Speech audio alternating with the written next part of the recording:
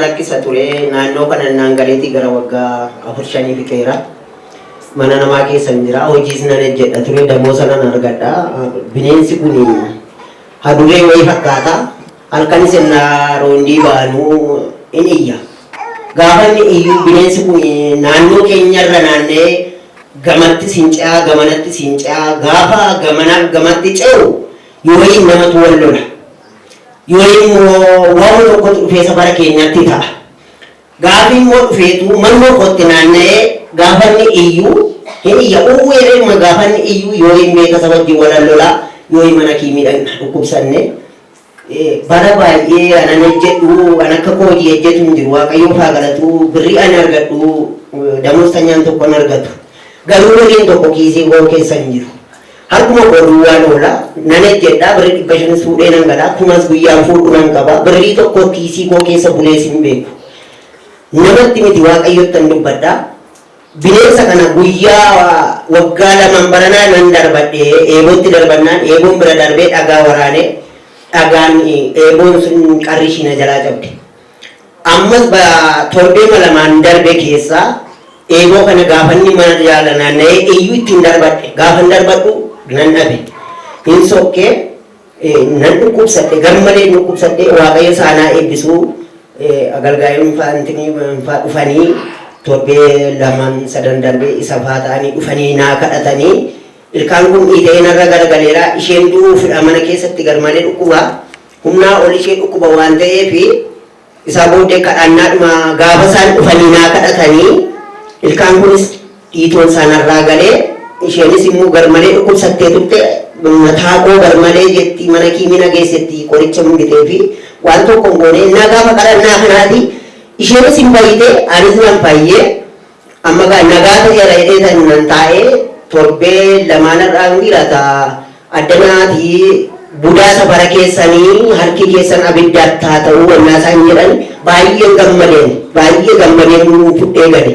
Maaliif meeshaan qaba gaafa bineensi sun dhufu nagaan argamu. Amma yoo gaddanan ciisa halkanii riba gammadee saramneera andaan qorii wicii tokko na jalaa nyaatee lammata immoo hin gadda dhufee halkan mana liqeema andaan kana adduma isa dha'u isheen daftee kaatee jenna fiigee gara kootti qajeele. Gaafa inni natti qajeelu Yesuus hin jedhe maarsaan sobanaan ta'ee bineensa guddaa irratti fakkaate isaa booddee siree jala lixe fiigee. Gaafa inni siree jala lixu ani immoo asiin naanneen barrii karaanii ol lixe sana jala waan ukkaamse.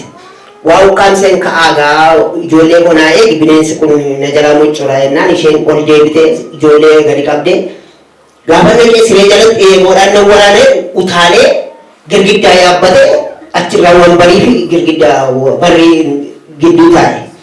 Hammuma qodaa kanaa hangaa dhiibbate magalee taa'ennaan isaa booddee eeboo fuudhee dhaqeen qas jedheen wambariirra dhayyaabeen asmaa gadi dirgin gaafa itti godhu mar'ummaa isaa keessan baase. Achi eeboon sun xeerguureera achumatti qabeen gaafanii eebooma sanatti dabala jedhu humna koo ol ta'e. Isaa booddee ka'ii naa qabi eeboo kana adayinee gadime naa qabi jedheen achumatti isheen gadi qabdee karaa tokko naanna'ee dhaqeen gaafanii adda isaa rukuta jedhu uleedhaan waan rukuta gaafa jedhu qoruu jedheen maka ena yaabbata. Isigaa kan achumatti qabii jedheen taa'ee maqaa Yesuusiin asuma jedheen isheedhaan jabadhuu qabi jedheen ollaa dhaqeen ollaatii gajara fideen gaafa rukutuuf jedhu achi wanta yaabbachuu barbaada. Achuma taa'ee maqaa Yesuusiin jedheen gajaraan mataasaa nan dha'ee mataasaa nan dhoose hin du'e. Gaafa inni du'ee kaasee manni keenyis nagaadha. Dhukkubnis nagaadha. Kiisii koo keessa birriin 150 buleera.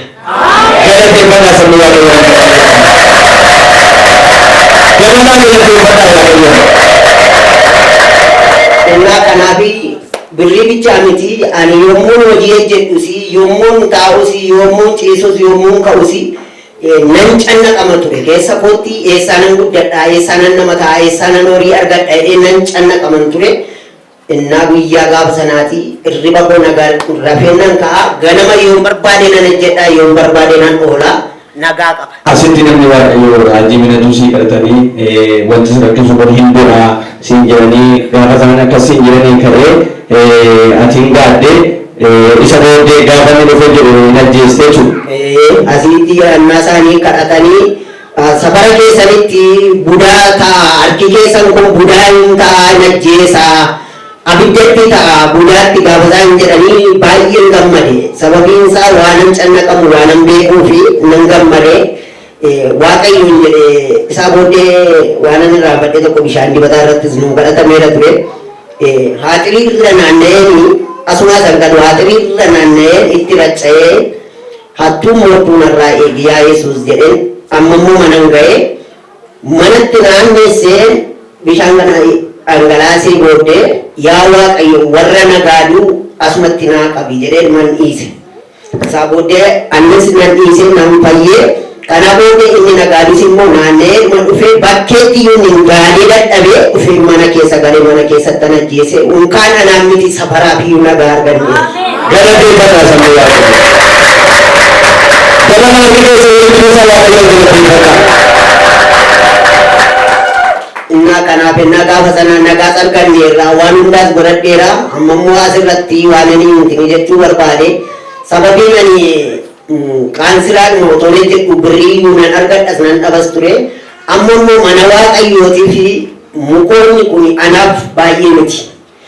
Guyyaa lama yoo qaansiraa jedheen guyyaa tokko yoon itti muka bideen guyyaa tokko yoon addana fidee xonqaa'ee mortuun humna kool baay'ee narraa nyaatanii turanii muka kana bidee dhaabee ijaaruu fi wanti natti ulfaatu hin jiru waan na dadhabsiisu hin qabu.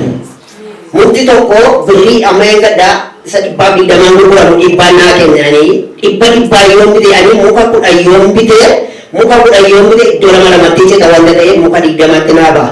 Kanaaf Meeshaan waaqayyaa harka keessa namni hirmaata. Harka keessa hirmaata.